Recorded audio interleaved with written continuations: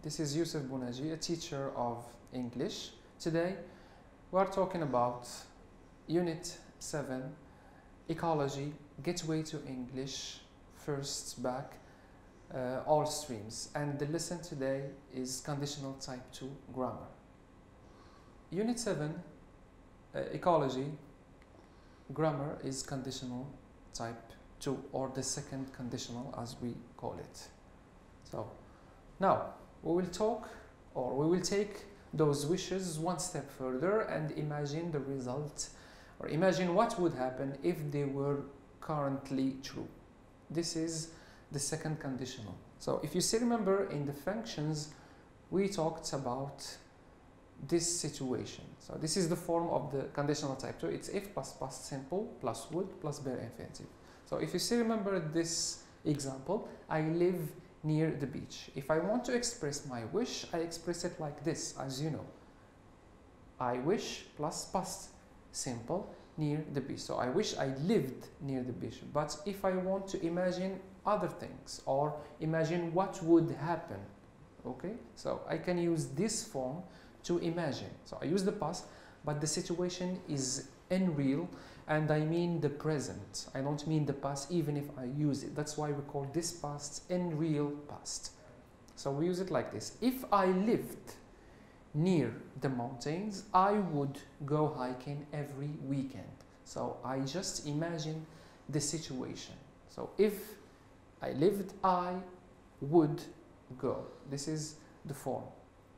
To give you other explanation, if I had a lot of money, I would buy a big house. So this is the condition.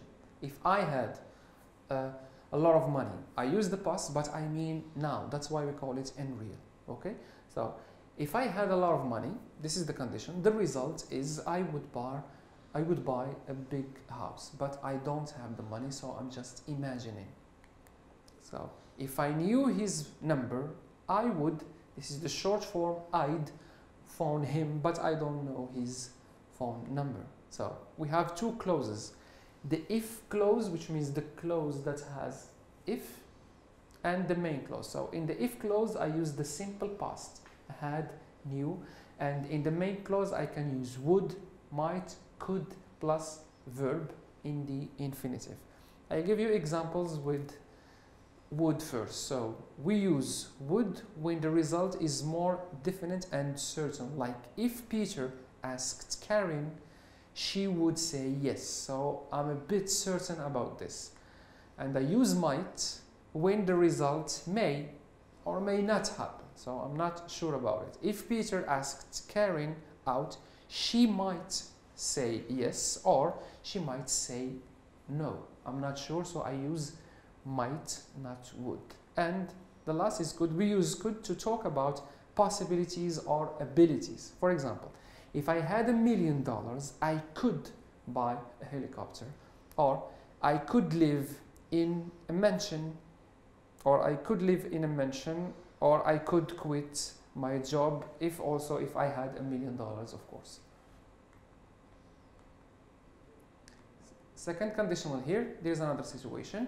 Jack wants to buy a house, but he cannot do this because he doesn't have any money. So if I had a lot of money, I would buy a big house. So that's what Jack would say. So if plus past plus would plus verb. Or we can use it as a wish.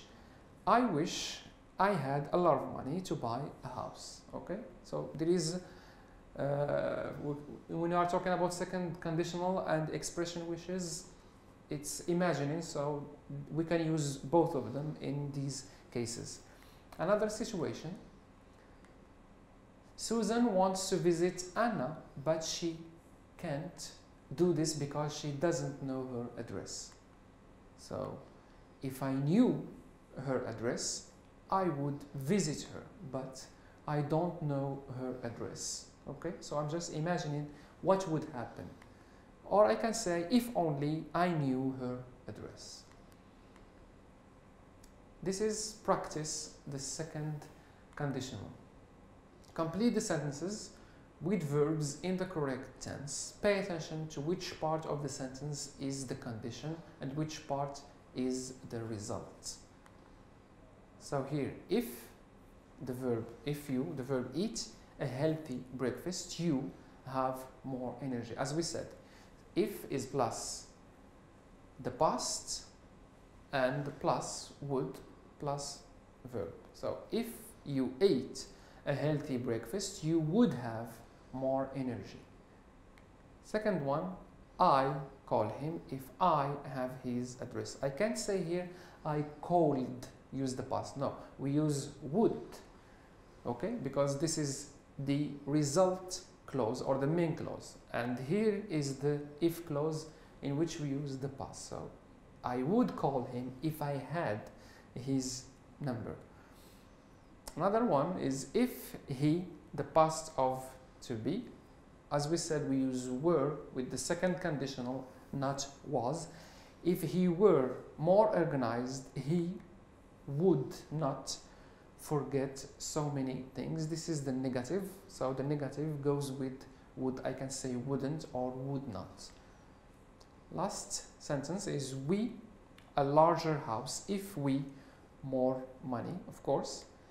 We would buy a larger house if we had more money. So we use would plus verb with the main clause and if plus past simple with the if clause.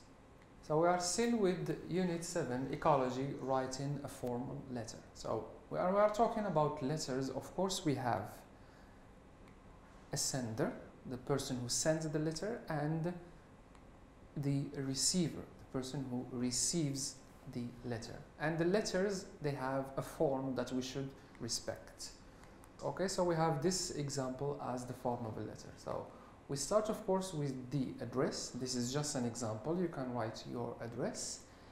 The date, today's date, it's also an example. Greeting, dear sir or madam. You can also say the name or use the name, dear Mr. X or dear Mrs. or Miss X. This is an introduction. I hope you're doing well. I'm writing to you because I want to complain. So in the introduction, you can socialize like this. You can say, I hope you are doing well. And then you can say the purpose of your letter or why you are writing. So I'm writing to you because I want to. Okay? And then here, because we are complaining, we can use the complaint. The factory that was built last year near our village is polluting the lake. I am really tired of this and people here are angry about the situation. The toxic emissions are harmful to the lake, the environment and animals of the region.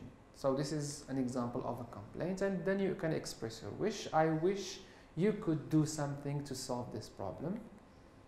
The closing, best regards, this is one example of them, and then your signature, which means you write your name. So this is in general the form of a letter. Here it's like a homework for you to write about air pollution. Okay, so these are some causes of air pollution. We have here natural causes like volcanoes and wildfires, forests, the city, also the smoke of the vehicles. So this is an area, city, livestock, fertilizer, gas and oil. Stationary, which means the places that are in one place, they don't move, like industry, power plants, sewage treatment. And mobile, which means the things that move, like cars, airplanes, trucks, buses and motorbikes.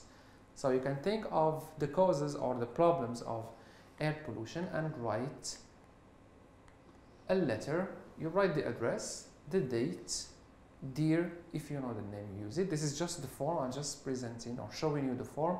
I hope you are doing well. I'm writing to you because I have a complaint. You explain the complaint, you express your wish, best regards, and then you use your name or the signature. So that's the letter, and that's the form that you can use to write it at home. You have the time to do that. You think of the problems of air pollution, and then you write a letter to complain about that. Thank you so much. Stay at home and stay safe.